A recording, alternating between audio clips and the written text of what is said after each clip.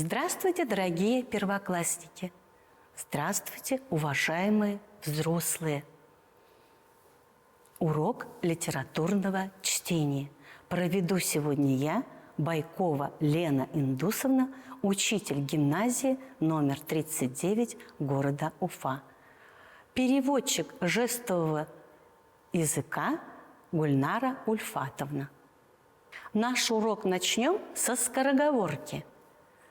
Белые бараны били в барабаны. Ускоряемся. Белые бараны били в барабаны. Еще быстрее. Белые бараны били в барабаны.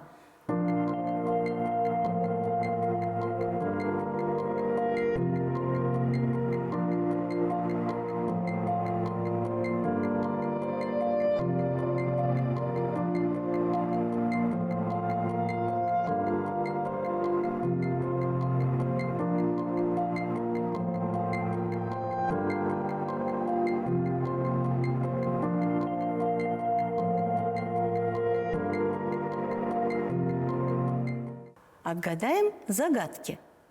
Он большой неимоверно, больше всех зверей, наверно.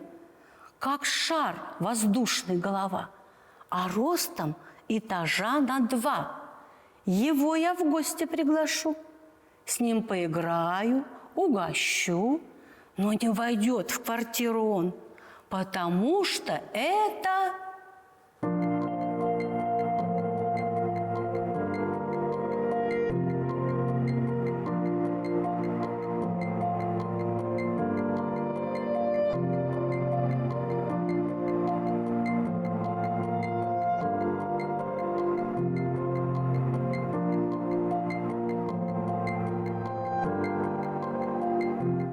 Молодцы. Слон. По реке плывет бревно. Ох, зловещее оно! Тем, кто в речку угодил, нос откусит.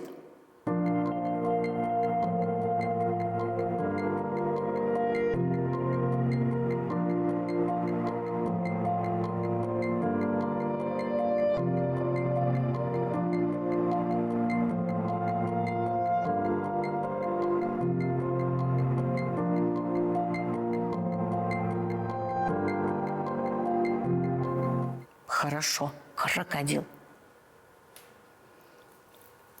Как девчонки и мальчишки, непоседливые слишком, ни лисички и ни мишки, это прыгают.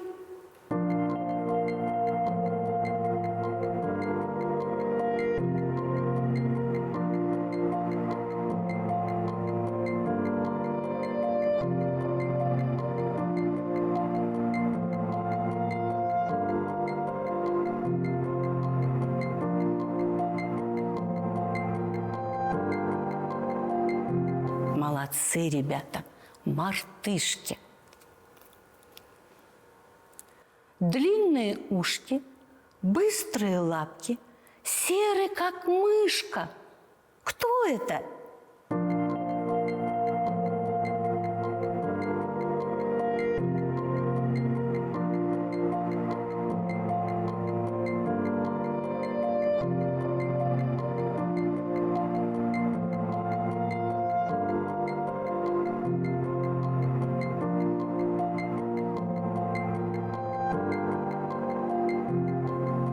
Замечательно. Зайчишка. Чаще он лесной живет, сладкоежкою слывет. Летом ест малину, мед, лапу зиму всю сосет. Может громко зареветь, и зовут его...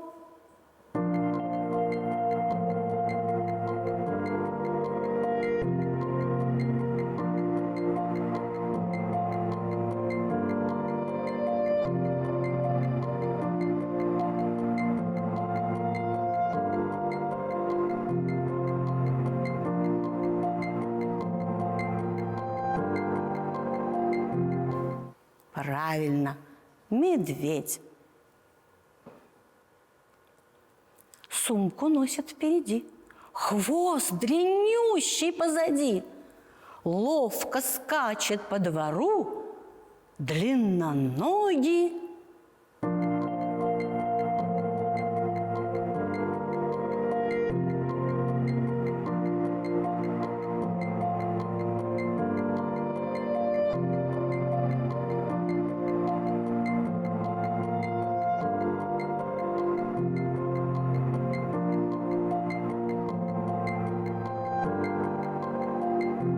Умнички, кенгуру. Она целый день в работе. Ловит лягушат в болоте. На ходулях клюв, как сабля. Кто, скажите, это?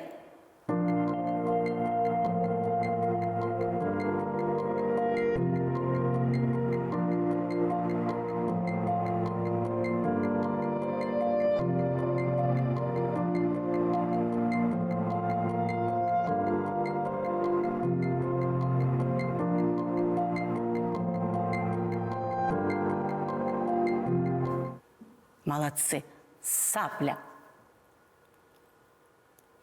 Пугливая и стройная, очень беспокойная, мчится словно карусель, а зовут ее...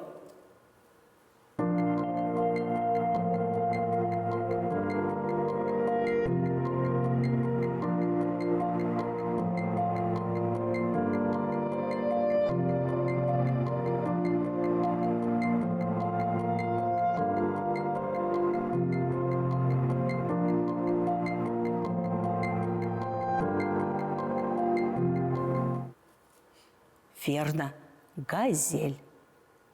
Он совсем не кровожадный, потому что травоядный. Только смотрит строго, на носу два рога, на ногах копыта, от врагов защита. Лишь слона не свалит с ног африканский...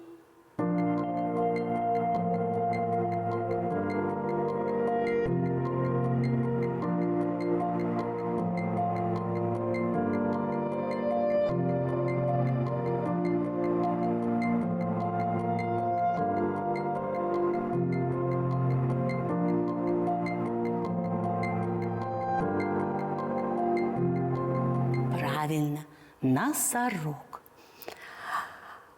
Где мы можем встретить столько зверей всех вместе? Правильно, мы можем их встретить в зоопарке. А еще, ребята, мы можем их встретить в сказке Корнея Ивановича Чуковского. Корней Иванович Чуковский – детский поэт, писатель, драматург, переводчик. И написал он множество книг для детей. Корней Иванович Чуковский – это его псевдоним. Это не настоящая его фамилия, а имя при рождении ему дано Николай Васильевич Корнейчуков. Сказки Чуковского любят все дети. И сегодня мы прочитаем еще одну его сказку. Но прежде чем прочитать сказку, мы проведем словарную работу. Калоши или галоши – это, ребята, резиновая обувь, короче, чем сапоги. Следующее слово «пуд» – это старая мера измерения веса, она примерно 16 килограмм. Дюжина. Дюжина – это 12. Вы сейчас сразу угадаете, что это за стихотворение. Набирай смелее номер. С другом поболтай, знакомым. Голоса и звуки в нем очень нужен.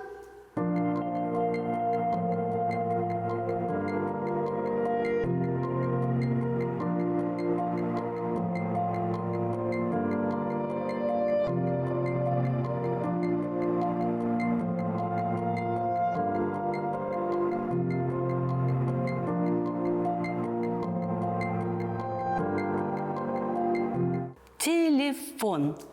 Мы знакомимся сегодня с произведением Корнея Ивановича Чуковского «Телефон». У меня зазвонил телефон. Кто говорит? Слон? Откуда? От верблюда. Что вам надо? Шоколада? Для кого? Для сына моего.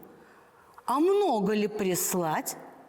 Да пудов этак 5 или 6. Больше ему не съесть, потому что он маленький. А потом позвонил крокодил и со слезами просил: мой милый, хороший, пришли мне калоши и мне, и жене, и Татоше. Постой, не тебе ли на прошлой неделе я выслал 2 пары отличных калош? Ах, те, что ты выслал на прошлой неделе, мы давно уже съели. И ждем, не дождемся, когда же ты снова пришлешь к нашему ужину дюжину новых и сладких калош. А потом позвонили зайчатки. Нельзя ли прислать нам перчатки? А потом позвонили мартышки. Пришлите, пожалуйста, книжки. А потом позвонили цапли. Пришлите, пожалуйста, капли. Мы лягушками нынче объелись, и у нас животы разболелись. И такая дребедень целый день. Динь-ди-лень, динь-ди-лень, динь-ди-лень. То тюлень позвонит, то олень. А недавно 2 газели позвонили и запели: неужели в самом деле все сгорели карусели? Ах, в уме ли вы, газели? Не сгорели карусели, и качели уцелели. Вы б, газели, не галдели, а на будущей неделе прискакали бы и сели на качели карусели. Ну, не слушали газели и по-прежнему галдели. Неужели в самом деле все качели погорели? Что за глупые газели? Я 3 ночи не спал. Я устал. Мне б заснуть, отдохнуть. Но только я лег, звонок. Кто говорит? Носорог. Что такое? Беда, беда, бегите скорее сюда. В чем дело? Спасите. Кого? Бегемота. Наш бегемот провалился в болото. Провалился в болото? Да, и ни туда, ни сюда. О, если вы не придете, он утонет, утонет в болоте. Умрет, пропадет бегемот. Ладно, бегу, бегу, если смогу, помогу. Ох, нелегкая эта работа — из болота тащить бегемота. Мы с вами прочитали стихотворение Корнея Чуковского «Телефон». А сейчас я хочу проверить, как вы внимательно слушали. Правильно ли ведется беседа по телефону?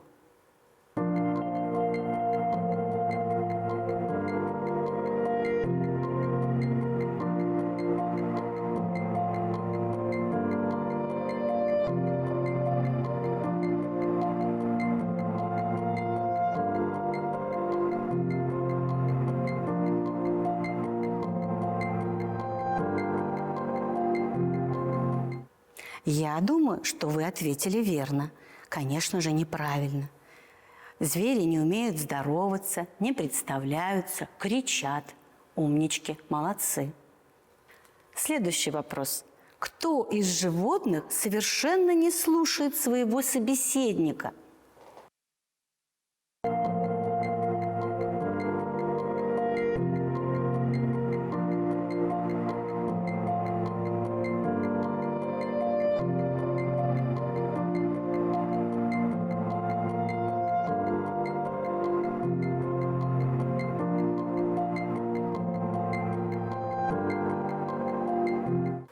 Газели! Но не слушали газели и по-прежнему галдели. А какая ситуация была действительно серьезной?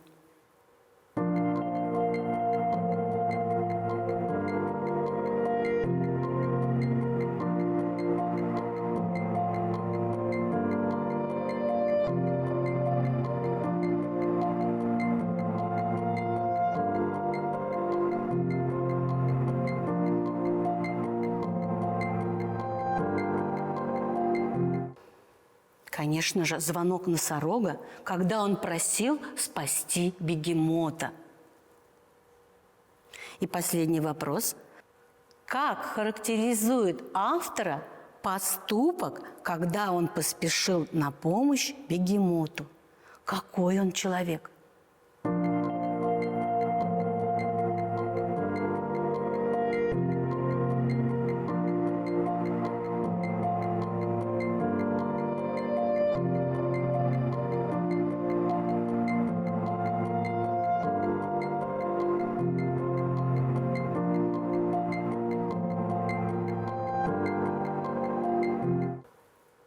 Правильно, наш автор добрый, отзывчивый человек. Ну и сейчас я вам хочу дать интересное задание. Работаем по тексту. Первый вопрос. Слон просил прислать пирожок, лимонад, шоколад.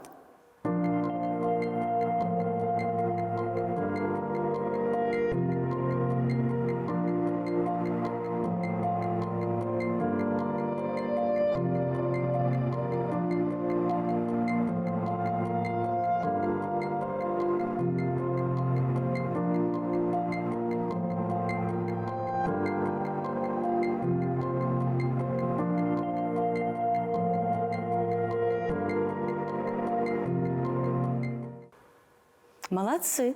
Шоколад. Второй вопрос. Лакомство крокодилов. Гвозди, калоши, грабли.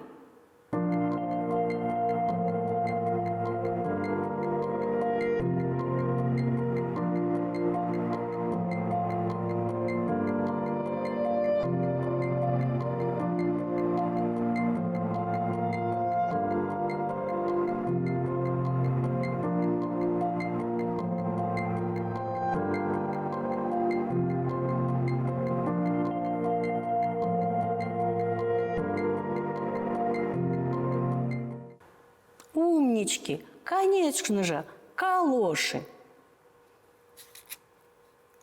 Сапли просили прислать гусли, соски, капли.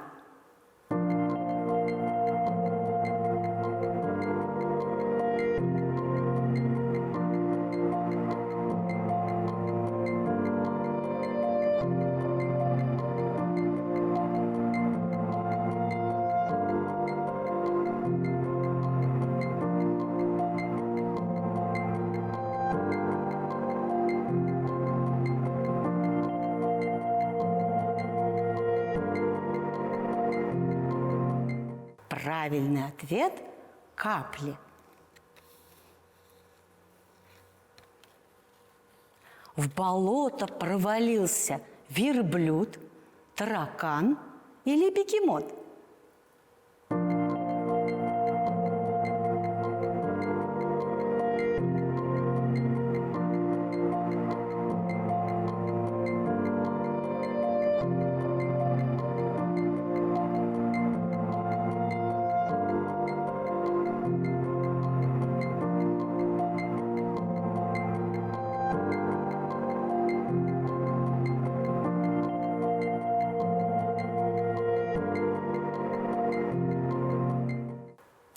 Как вы внимательно слушали? Конечно же, бегемот. Кто последним позвонил? Кашалот, леопард или носорог?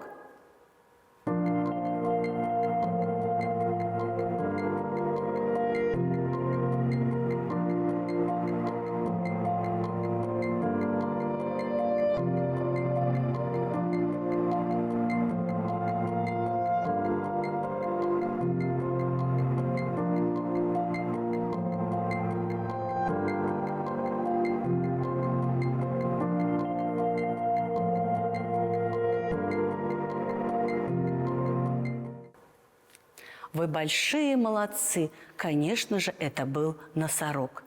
Дома еще раз прочитайте, пожалуйста, это произведение по ролям всей семьей. Урок окончен. Сейчас у вас перемена 10 минут. Следующий урок – русский язык.